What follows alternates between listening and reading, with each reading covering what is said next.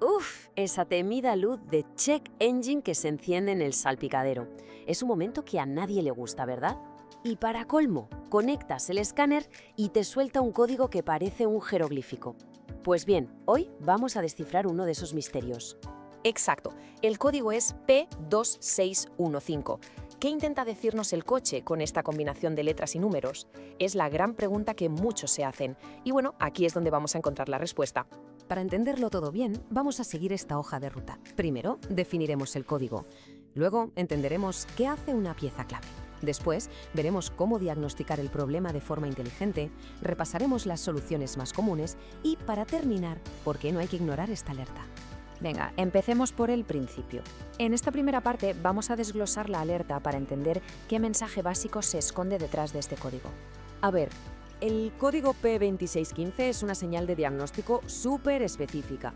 Lo que nos está diciendo es que el cerebro del coche, la famosa ECU, ha detectado algo raro. La señal que le llega desde el circuito del sensor de posición del árbol de levas es más débil de lo que debería ser. O sea, para que nos entendamos, hay un problema de comunicación con un sensor que es, bueno, vital. Y claro, ese problema de comunicación se nota, y mucho, en el día a día. Lo más obvio, por supuesto, es la luz de check engine encendida. Pero además se puede notar que al coche le cuesta arrancar, que el ralentí es inestable como si tosiera, o una pérdida de potencia muy clara, que el motor se cale de repente o que incluso entre en lo que se llama modo protección, limitando la velocidad.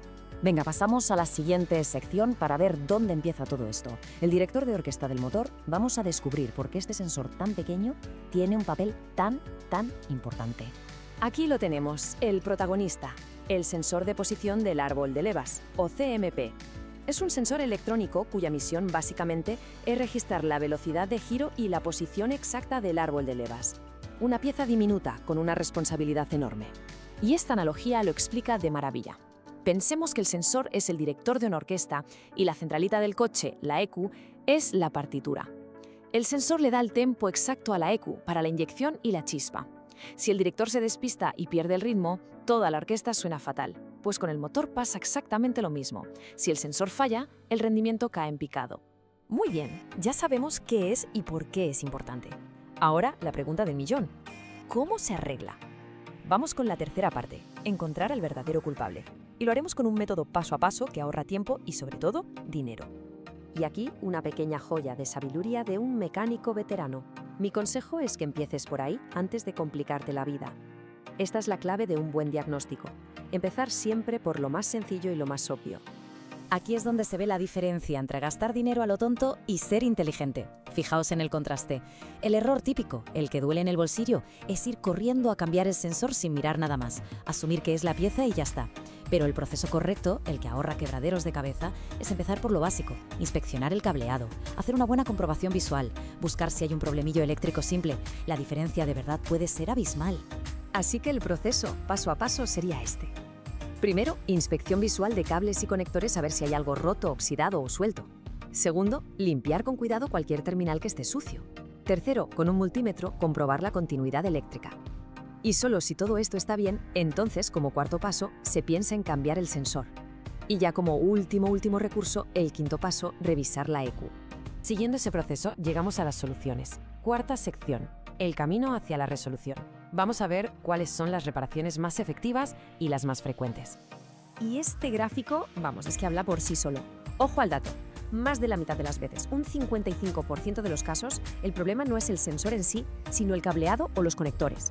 El sensor defectuoso se lleva el 40% y el fallo de la ECU es rarísimo, solo un 5%.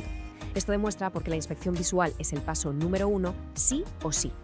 Por lo tanto, las soluciones probadas siguen esa misma lógica. Lo primero, reparar o cambiar el cableado dañado. Lo segundo, limpiar y asegurar bien todos los conectores eléctricos. Y solo después, si hace falta, cambiar el sensor. Y ya en casos muy excepcionales, reparar o cambiar la ECU. Venga, vamos con la última sección y es una muy importante. ¿Por qué este código es serio? Porque esto es mucho más que una simple luz de advertencia. Vamos a ver las consecuencias que puede tener ignorar el código P2615. El mensaje no puede ser más claro y directo. No estamos hablando de una simple molestia, esto es una alerta crítica, pero crítica de verdad, que afecta tanto a la seguridad como al rendimiento del coche.